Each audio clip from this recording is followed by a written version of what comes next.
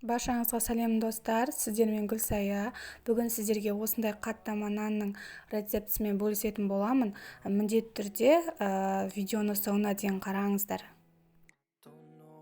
Каналға тіркеліп, лайк басуды ұмытпаңыз. Ең алдымен тест дайындаймыз. Мен барлық ингредиенттерді описание қалдыратын боламын. Бізге жылы суға бір ас қасық тұзды салып, қамыр жасайтын боламыз. Ең алдымен силиконовый лопатканың көмегімен бұлғап аламыз, содан кейін қолымызбен қамыр жасаймыз.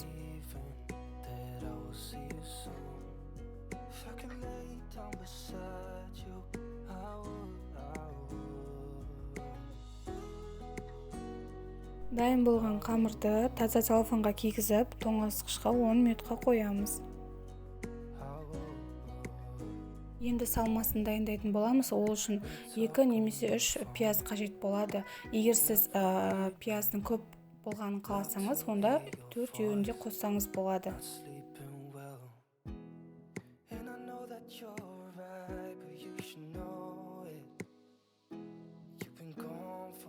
Енді көк жуаны тураймыз. Негізі көк жуан міндетті емес, бірақ өз қалауларыңызша қоссаңыздар болады.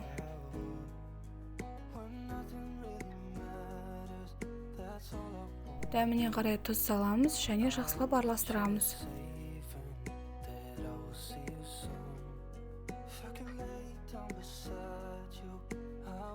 Он минут өткен соң қамырымызды тоңазытқыштан алып, иегін қандыратын боламыз.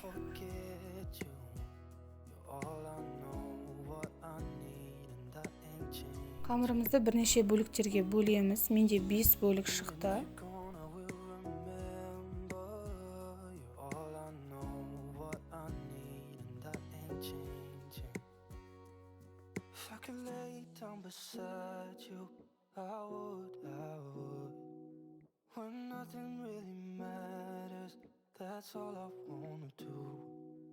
Енді видеодағыдай етіп қамырымызды жаямыз. Қамырымызды жұқа қылып жаюымыз керек, қалың болмау қажет.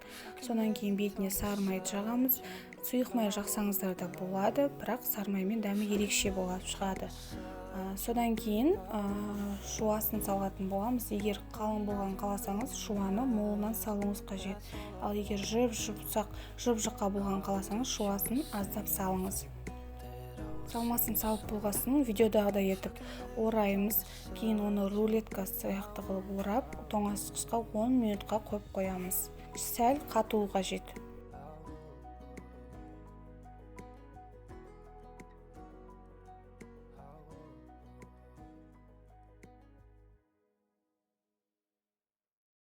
Енді жаймен деп қана оқтаумен жаямыз, қатты баспаймыз.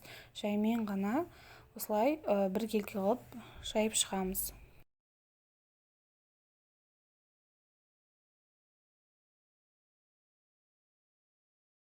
Енді қызып тұрған табаға кішкене ғана сұйық май құйып, орташа отта пісіреміз. Кейін екінші бетін аударамыз.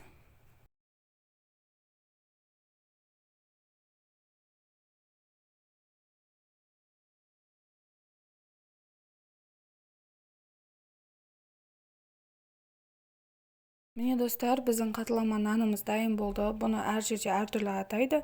Міндетті түрде жасап көріңіздер, өте керемет шығады, тойымды.